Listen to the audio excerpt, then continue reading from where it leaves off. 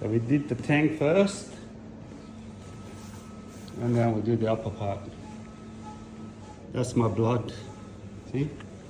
Pain, sweat, blood, and tears go into these jobs. Here's what happens when you don't take off parts and you flush cut. So that extender hasn't been removed. He's wrapped the whole thing and then gone and cut this flush.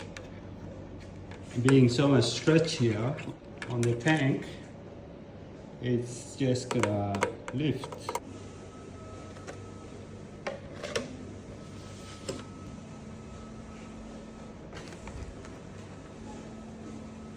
There you go.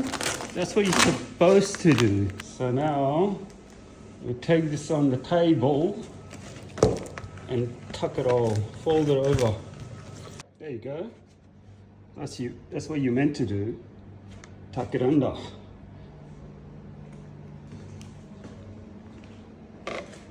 Now it's durable. Nothing's gonna lift or peel.